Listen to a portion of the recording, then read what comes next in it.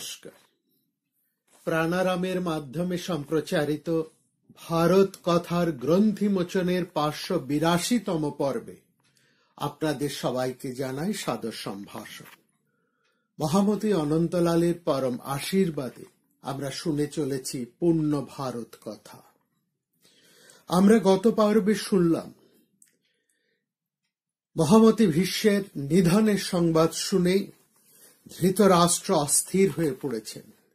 তিনি কৌরব এবং পাণ্ডবদের মধ্যে যে যুদ্ধ, সেই যুদ্ধের প্রথম দিনের প্রত্যেক ঘটনা শোনার জন্য ভীষণ ব্যাকুল হয়ে পড়েছেন।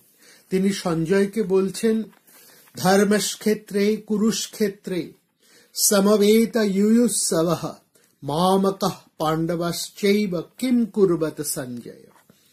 আমার ছেলেরা আর পাণ্ডবেরা ধর্মস্থান কুরুক্ষেত্রে যুদ্ধ করবার ইচ্ছে সমবেত হয়ে প্রথমেই তারা কি করেছিলেন সেই সম্পূর্ণ প্রত্যেকটি ঘটনা আমাকে অনুপঙ্খভাবে বর্ণনা করো। এখানে দুটো শব্দকে আমরা একটু বিশেষভাবে লক্ষ্য করব। প্রথমটি হচ্ছে ধর্মক্ষেত্র এবং কুরুক্ষেত্র, বা কুরুক্ষেত্রকে এখানে ধর্মক্ষেত্র বলা হয়েছে। আমরা পাণ্ডবদের 12 বছরের বনবাসকালে সপরিবার যুধিষ্ঠির এবং অন্যান্য মুনি ঋষিদের তীর্থযাত্রার এক দীর্ঘ বিবরণ শুনেছি বনপর্বে।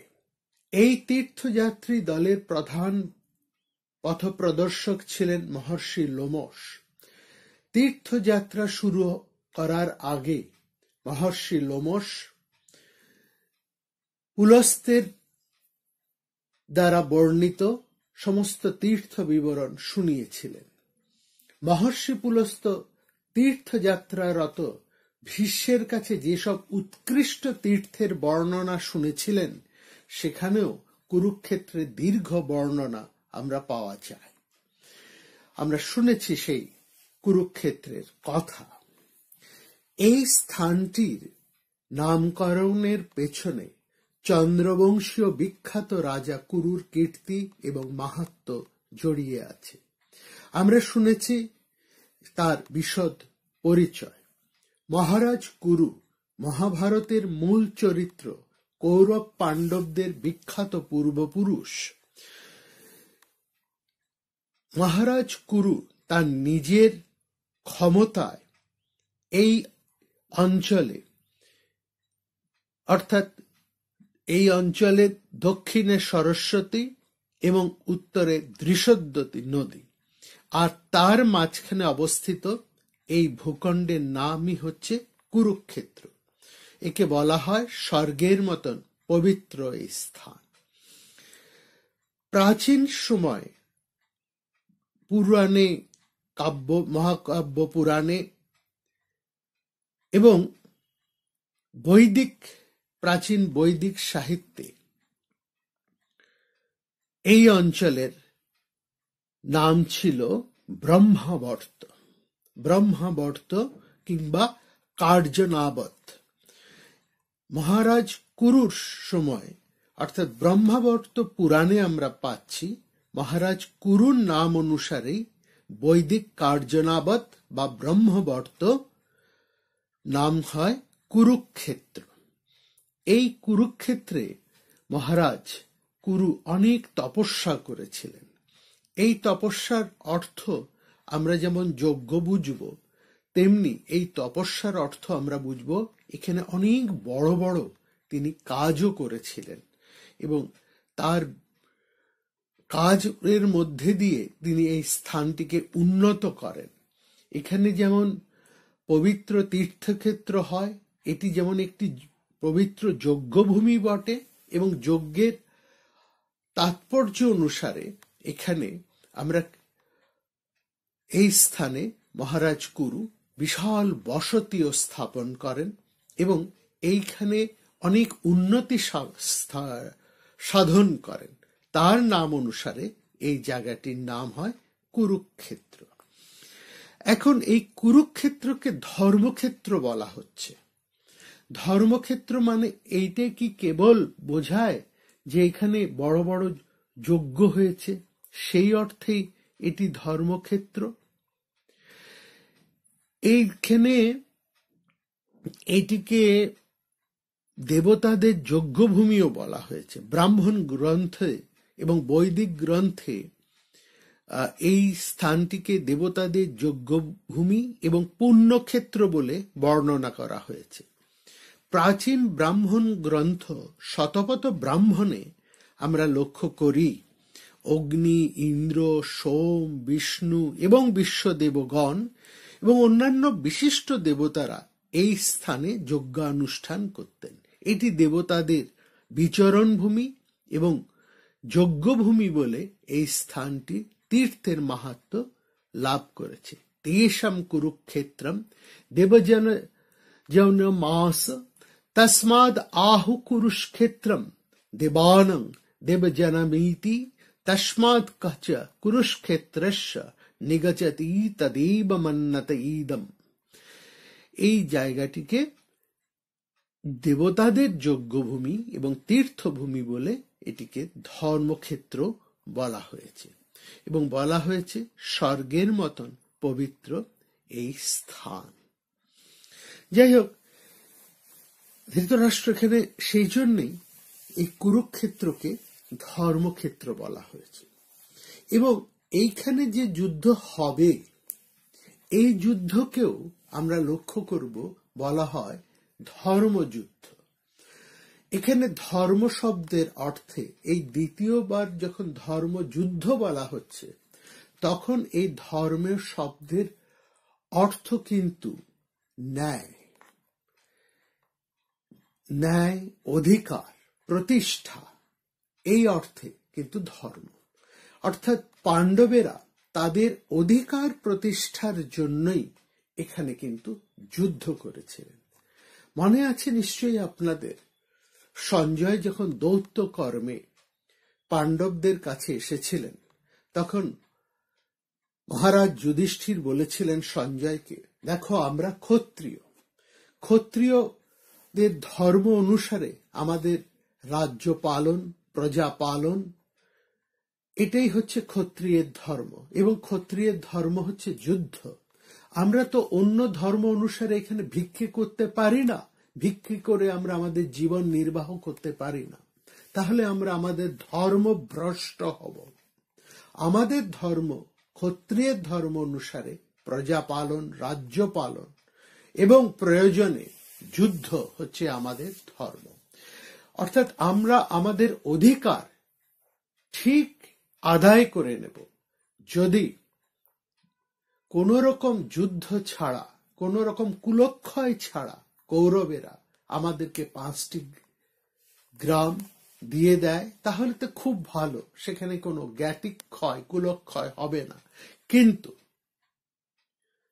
দুর্যোধন যদি তাতে রাজি না হয়, তাহলে অবশ্যই আমাদের যুদ্ধ করতে হবে এবং সেই যুদ্ধ হবে আমাদের অধিকার আদায়ের যুদ্ধ। এই অধিকার আদায়ের যুদ্ধ থেকেই মহাভারতের যুদ্ধ ধর্মযুদ্ধ, ধর্মক্ষেত্রে ধর্মযুদ্ধ।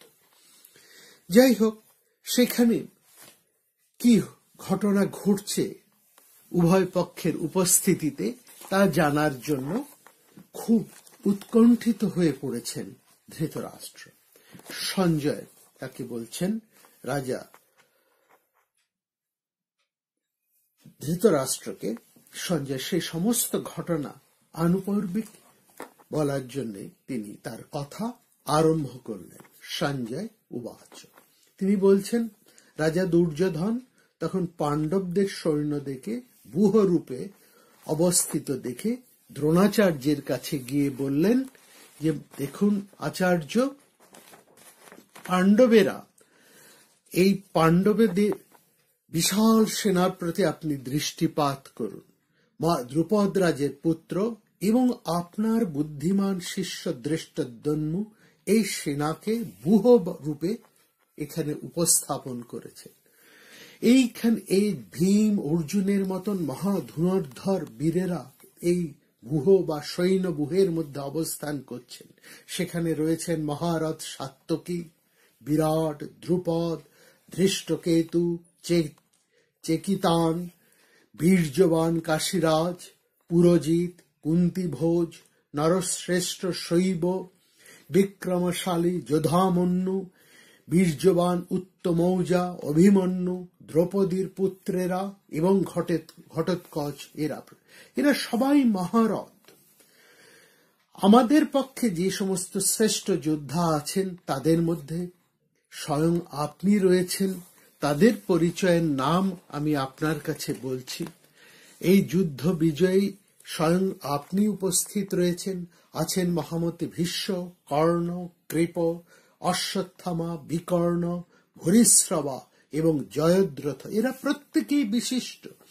এছাড়া শল্য এবং কৃতবর্ম আরো বহুতর বীর আমার জন্য জীবন ত্যাগে উদ্যত হয়েছেন এবং তারা প্রত্যেকেই অস্ত্র শস্ত্রধারী এবং যুদ্ধে সুনিপুণ। এরপরে একটা কথা বলছেন দুর্যোধন, বলছেন, এবং তিনি অনেকটা যেন অহংকার দর্পের সঙ্গে বলছেন, দেখুন আমাদের এই সৈন্য সংখ্যা অধিক, আমরা 11 অক্ষৌহিণী সৈন্য, অপর্যাপ্ত আমাদের সৈন্য, আর বিশেষত এই সৈন্যকে ভীষ্ম সর্বতভাবে রক্ষা করছেন। আর উল্টো দিকে তাকিয়ে দেখুন, পাণ্ডবদের এই সৈন্য সংখ্যা আমাদের থেকে অনেক কম এবং ভীম তাদেরকে রক্ষা করছেন। অপর্যাপ্তম তদস্মাকং বলম ভীষ্মাভিরস্খিতম পর্যাপ্তম তদ্মিতেশং বলং ভীমাভিরস্খিতম। আর আপনারা সকলেই আপনাদের নির্দিষ্ট স্থানে অবস্থান করে মহামতি ভীষ্মকে সমস্ত দিক থেকে রক্ষা করুন। দুর্যোধনের এই কথা পরে কুরুকুল বৃদ্ধ প্রতাপশালী ভীষ্ম তখন দুর্যোধনের আনন্দ জন্মাবার জন্য উচ্চস্বরে সিংহনাদ করে শঙ্খধ্বনি করলেন। তারপরে একে একে সেই মহাযুদ্ধের মহাক্ষেত্রে শ্রীকৃষ্ণ অর্জুন শীত অশ্বযত উত্তম রথে অবস্থান করে উত্তম শঙ্খ যুগলের ধ্বনি করলেন। পাঞ্চজন্যং ঋষিকেশ দেবদত্তং ধনঞ্জয় পৌণ্ড্রং দন্মো মহাশঙ্খং ভীমকর্মাবৃকোদর অনন্ত বিজয়ং রাজা কুন্তিপুত্র যুধিষ্ঠির নকুল সহদেবশ্চ সুঘোষমণি পুষ্পক। এইভাবে তারপরে মহাকাশীরাজ, শিখণ্ডী, ধৃষ্টদ্যম্ন, বিরাট, সাত্যকী, দ্রুপদ এবং অন্যান্য বীরেরা পরপর সেই শঙ্খ নিনাদ আরম্ভ করলে শঙ্খধ্বনি। আর সেই তুমুল শঙ্খধ্বনি আকাশ ও পৃথিবী পরিপূর্ণ করে ধৃতরাষ্ট্রের ছেলেদের হৃদয় যেন বিদীর্ণ করল। এইভাবে সে যুদ্ধ করবার সেই অবস্থার মধ্যে দিয়ে তখন সঞ্জয় বলছেন যে, অর্জুন তখন বললেন যে যুদ্ধ করবার জন্য যারা উপস্থিত হয়েছেন, এই যে উভয় পক্ষের যে যোদ্ধারা, অর্জুন শ্রীকৃষ্ণকে বলছেন যে যুদ্ধ করবার ইচ্ছে করে যারা উপস্থিত হয়েছেন, দুই সেনাবাহিনীর মধ্যে আমার রথকে স্থাপন করো। যুদ্ধ করতে যারা এসেছেন উভয় পক্ষের যোদ্ধাদেরকে আমি একবার দেখে নিতে চাই। দুই সেনাবাহিনীর মধ্যে সেই জন্য আমার রথকে স্থাপন করো। তাই শ্রীকৃষ্ণকে তিনি এই অনুরোধ করলেন। এই অনুরোধ করেছেন বলেই সেই কুরুক্ষেত্রের সমরাঙ্গনে রথকে নিয়ে এলেন সারথী শ্রীকৃষ্ণ, ভগবান শ্রীকৃষ্ণ। কোথায় নিয়ে এলেন? এই আমাদের এই যে আলোচনা, এই আলোচনাটা হচ্ছে মহাভারতে, এই আলোচনাকে বলা হচ্ছে শ্রীমদ্ ভগবত গীতা, অর্থাৎ ভগবানের গান, ঈশ্বরের গান, এইভাবে এটিকে ব্যাখ্যা করছে। অর্থাৎ শ্রীকৃষ্ণ এখানে স্বয়ং ভগবান এখানে বলবেন। কিন্তু আমরা এখন যে পর্বটি নিয়ে আলোচনা করছি, এই পর্বটির একটি বিশেষ নাম আছে, তার নাম হচ্ছে অর্জুন বিষাদ যোগ। কেন অর্জুন বিষাদ যোগ, সেই কথায় আমরা আসব। এই পর্বের মধ্যে কিন্তু ভগবানের একটি শব্দও আমরা শুনতে পারবো না, অর্থাৎ একটা কথাও আমরা সেখানে শুনবো না। এখানে কথা বলবেন অর্জুন। তিনি বলছেন যে, তিনি অনুরোধ করলেন, উভয় সেনাবাহিনীর মধ্যে আমার রথকে স্থাপন করো। এখানে এই যে রথকে নিয়ে আসা বা এই যে গীতার, এর নানা রকমের ব্যাখ্যা রয়েছে। এই গীতার কেউ কেউ যৌগিক ব্যাখ্যা দিয়েছেন, কেউ এর ঐতিহাসিক ব্যাখ্যা দিয়েছেন, এবং অনেকে বলছেন এটা হচ্ছে আন্তর্যুদ্ধ, অর্থাৎ প্রত্যেক হৃদয়ের ক্ষেত্রে অসুর ও দেবতার ভালো এবং মন্দ, শুভ এবং অশুভের যে দ্বন্দ্ব, সেইটা এখানে কুরুক্ষেত্রের যুদ্ধরূপে কল্পিত হয়েছে। আমরা এসবের মধ্যে যাব না।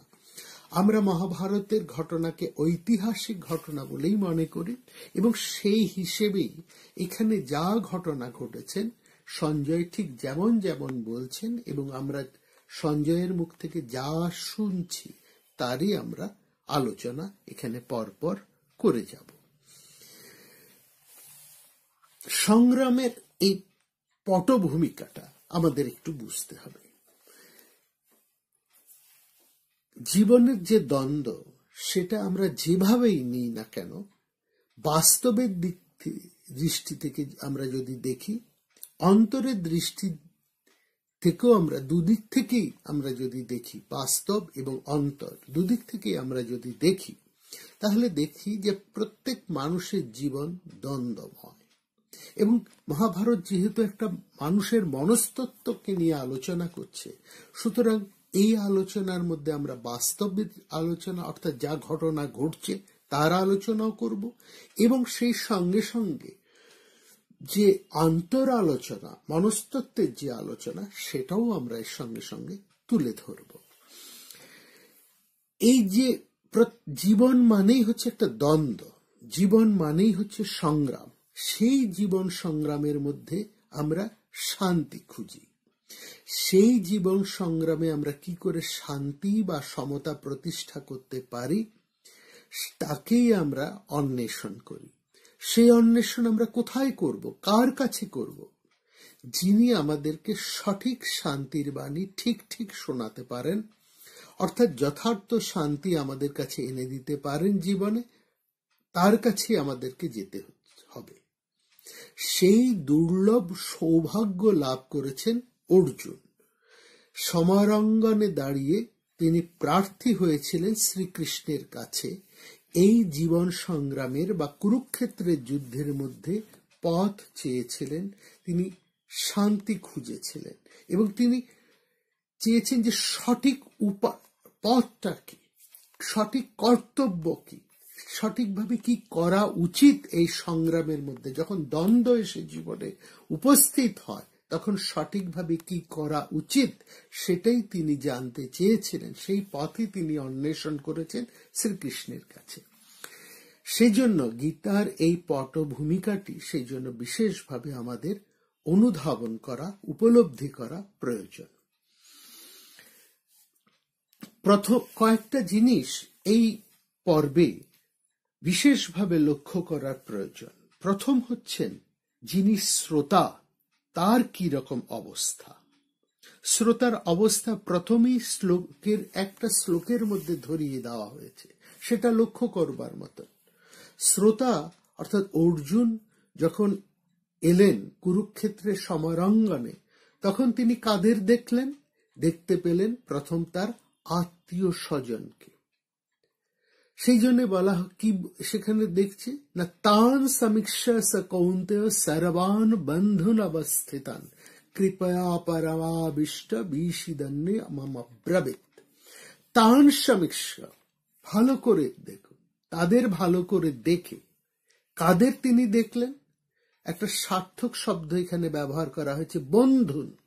সংস্কৃতে বন্ধু শব্দটি আত্মীয় স্বজনকে বোঝায়। বন্ধুবর্গ বলতে এখানে নিজের আত্মীয় স্বজন, অর্থাৎ যারা অর্জুনের সাথে আত্মীয়তার সূত্রে বাঁধা। এই আত্মীয় স্বজনের সঙ্গে যে সম্বন্ধ, সেই সম্বন্ধ তার মধ্যে হঠাৎ জেগে উঠল, সেই সম্বন্ধের বোধ। সেখানে তিনি কাদেরকে দেখছেন না, তিনি দেখছেন একেবারে আচার্যান মাতুলান ভাতৃন পুত্রান পৌত্রাং সখিংস্তথা শ্বশুরাং সুরদেবশ্চৈব, সবাইকে তিনি সেখানে দেখছেন চারপাশে। তার ফলে কি হলো, যে দেখার পরে কি হলো, কৃপয়া পরায়াবিষ্ট, অর্থাৎ বিশেষ কৃপার দ্বারা, মানে একটা অনুকম্পা, একটা আর্দ্রতার দ্বারা তিনি আবিষ্ট হয়ে গেলেন। অর্থাৎ তার হৃদয় বিগলিত হয়ে গেল স্নেহে, মমতায়, প্রীতিতে, শ্রদ্ধায়।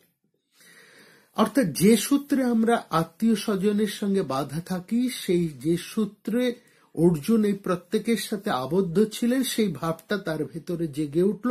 এবং জেগে ওঠার সঙ্গে সঙ্গে কি হলো, বিষিদন, তিনি বিষাদ যুক্ত হয়ে বলতে লাগলেন, বিষাদন্যে অব্রবীত, তিনি বিষাদগ্রস্ত হয়ে গেলেন। এই পটভূমিকার এই বিশেষ দিকটি লক্ষ্য করবার, এই বিষাদের প্রসঙ্গ, এই বিষাদটি আমাদের জীবনের একটা বিশেষ লগ্নে আসে এবং তখন সেই বিশেষ লগ্নেই আমাদের জিজ্ঞাসা জাগে। কিসের জিজ্ঞাসা? আলোর জিজ্ঞাসা, পরমার্থ জিজ্ঞাসা, তত্ত্ব জিজ্ঞাসা। তত্ত্ব জিজ্ঞাসা সাধারণ জীবনের মধ্যে জাগে না। যারা সুখে আছে, আনন্দে আছে, জীবনে নানা রকম সংকট থেকে যারা মোটামুটি ত্রাণ পেয়ে গেছেন, অর্থাৎ যাদের সঙ্গতি আছে, যাদের উপকরণ আছে, সংস্থান আছে, যাদের কোনো অভাব নেই, তাদের এই ধরনের জিজ্ঞাসা আসে না। কিন্তু যারা সাধু, মহাজন, যথার্থ পরমার্থ পথের প্রতীক, তারা এগুলোকে অন্তরায় মনে করেন। অর্থাৎ সাধারণ জীব যাকে খোঁজে সুখের পরম নিশ্চিন্ততা, সেটাকে তারা পরম সৌভাগ্যের ব্যাপার বলে মনে করেন না, সেটাকে মনে করেন তা দুর্ভাগ্যের জিনিস। সেই জন্যই তারা খোঁজেন বিষাদকে। বিষাদ কখন আসে মানুষের? যখন তার দুঃখের লগ্ন ঘনিয়ে আসে। এই জন্য মনে রাখতে হবে, জীবনে যার কোনো সংকট আসেনি তাদের মনে জিজ্ঞাসা জাগে না। এই প্রসঙ্গে আমরা একটু ভাগবতের স্মরণ নেব, শ্রীমদ্ ভাগবতের। এইখানে একটা অনুপম প্রার্থনা আছে এই কুন্তী দেবীর। সেই প্রার্থনাটা তিনি শুনিয়েছিলেন স্বয়ং শ্রীকৃষ্ণকে। এই যে কুরুক্ষেত্রের যুদ্ধের পটভূমিকায় গীতার প্রারম্ভ, সেই কুরুক্ষেত্রের যুদ্ধ যখন শেষ হয়ে গেল, তখন সেই কৃষ্ণ বিদায় নিতে চাইলেন। বললেন, আমার কাজ তো ফুরিয়েছে, যুদ্ধ শেষ হয়ে গেছে, এবার আমি চলি। যখন তিনি বিদায় নিতে যাচ্ছেন, তখন কুন্তী তার কাছে সেই প্রার্থনার প্রসঙ্গে বলেছিলেন, তুমি এখন চলে যেতে চাইছো কারণ তুমি ভেবেছ আমাদের বিপদ কেটে গিয়েছে। তুমি মনে করছো এখন আমাদের সম্পদ হয়েছে, সুখের দিন এসেছে, কাজেই তুমি চলে যাচ্ছ। তাই যদি হয়, তাহলে সেই সম্পদে আমার কোনো প্রয়োজন নেই। বিপদসন্তু ত্বং সতত্তত্র শশত্তত্র ইয়তত্র জগদ্গুরু ভবত দর্শনং ইয়ত ইয়সাদ পুনর্ভব দর্শনম। বিপদী হোক আমার সর্বদা, সদা সর্বদা যেন আমার বিপদ লেগে থাকে। কারণ তত্র তত্র জগদ্গুরু, যেখানে বিপদ সেখানেই তুমি আমার কাছে এসো, সামনে দাঁড়িয়ে থেকে সেই সংকট থেকে আমাকে ত্রাণ করো। সেই জন্য বিপদকেই আমি সেজন্য চাই, সর্বদা যেন বিপদ আমার লেগে থাকে। আর ভাবত দর্শনম ইয়ৎ সৎ পুনর্ভব দর্শনম, শুধু তোমাকে দেখতে পাওয়া নয়, তোমাকে দেখতে পাওয়া মানেই এই ভব যন্ত্রণা থেকে, এই সংসার সংকট থেকে চিরতরে মুক্তি পাওয়া।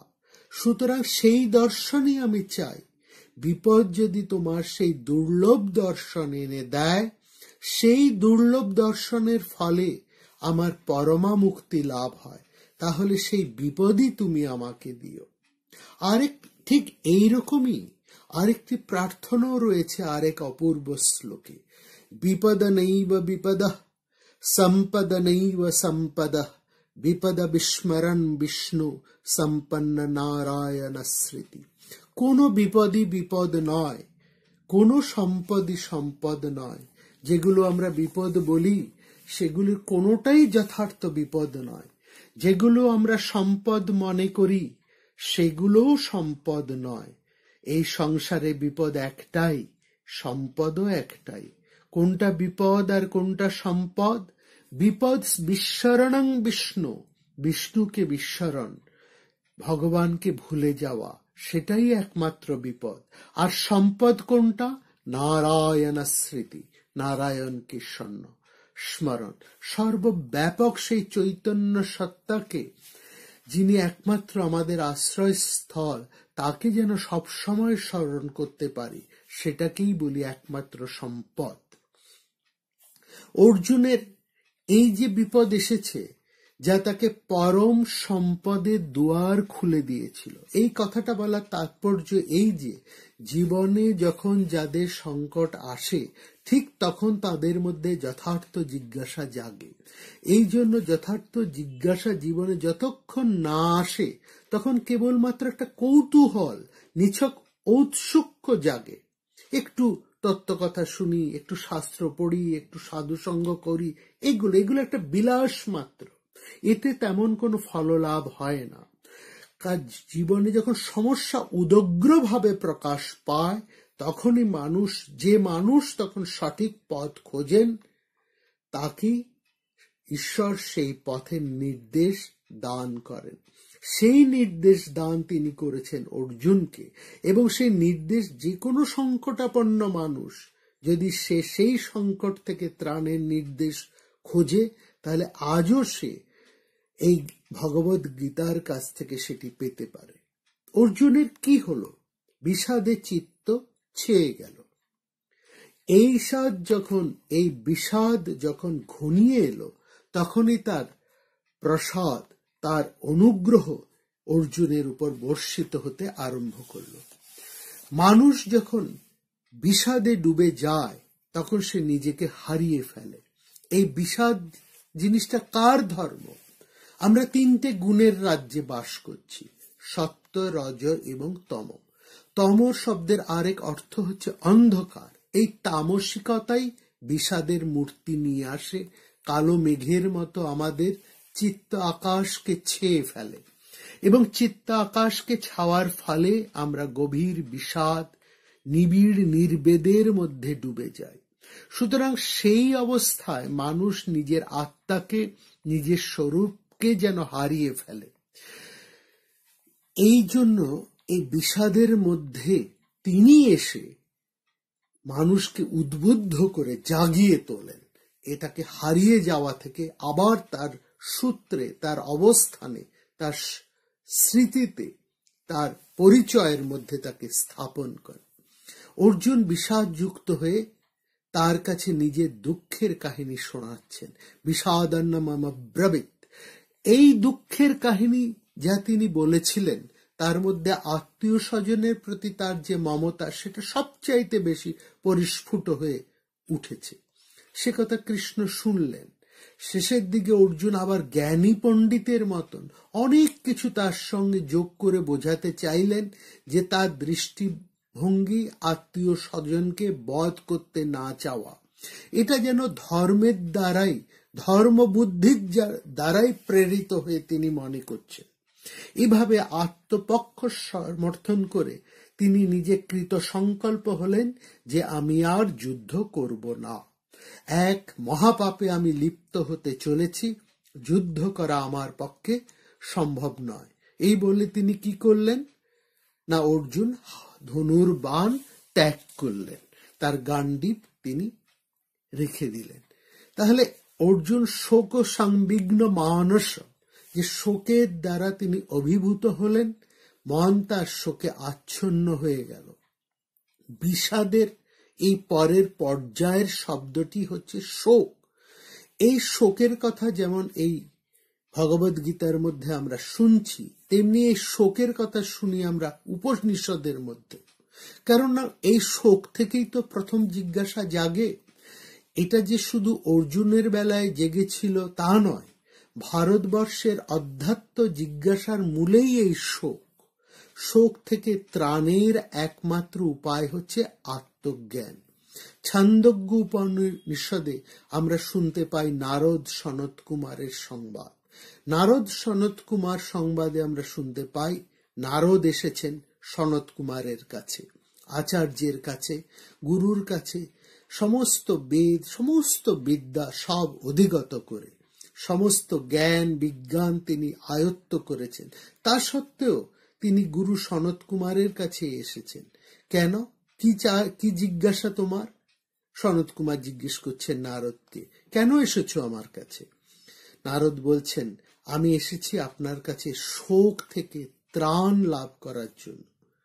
কেন? তুমি তো অনেক জ্ঞান লাভ করেছো। সনত কুমার নারদকে বলছেন, তোমার শোক থেকে ত্রাণ হয়নি?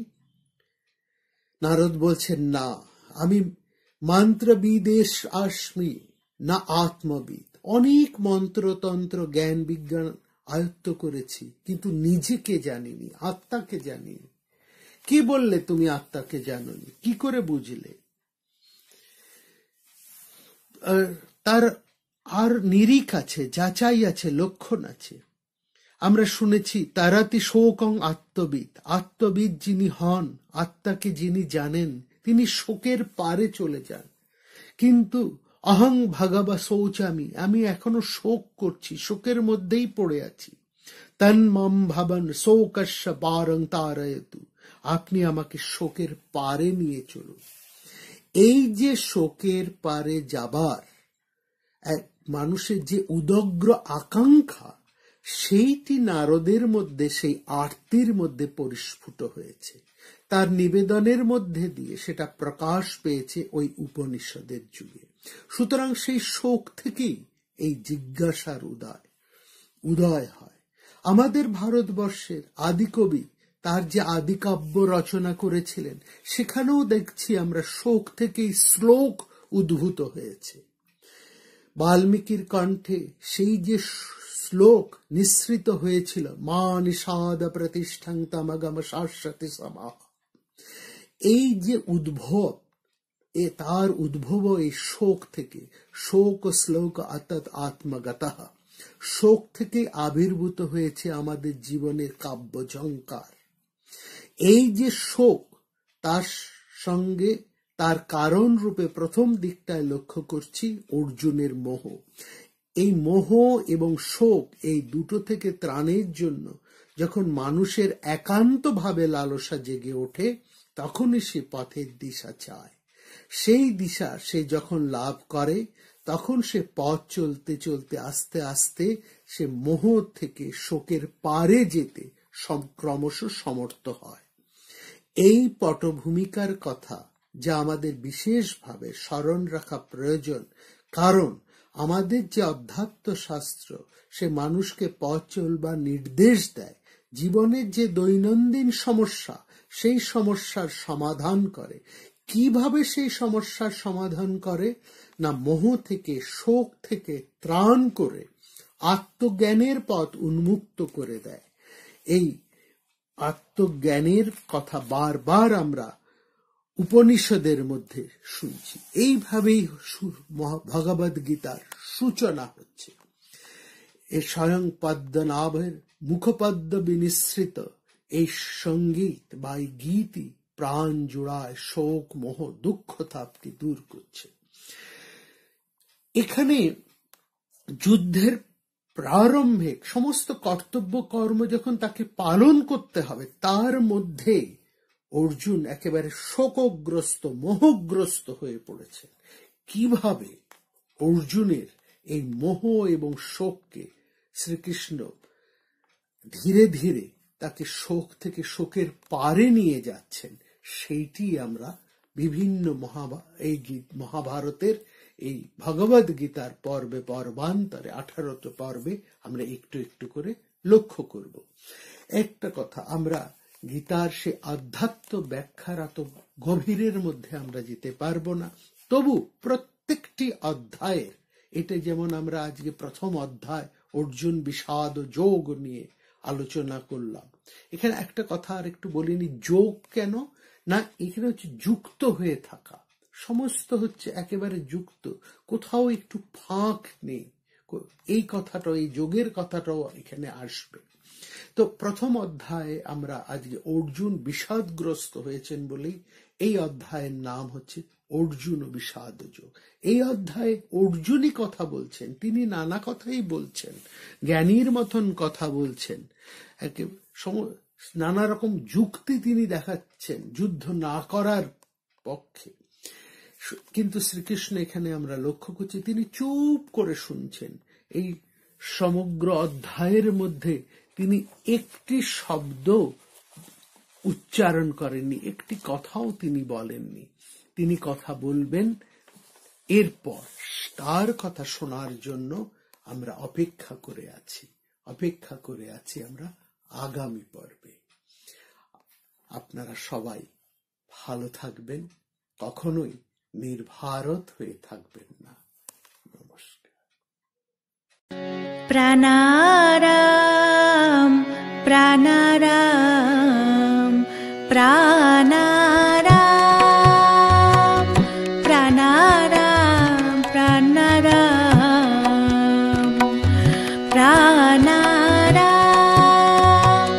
কি যেন লুকানো নামে তাই মিষ্ট এত তব নাম প্রাণারাম প্রাণারাম।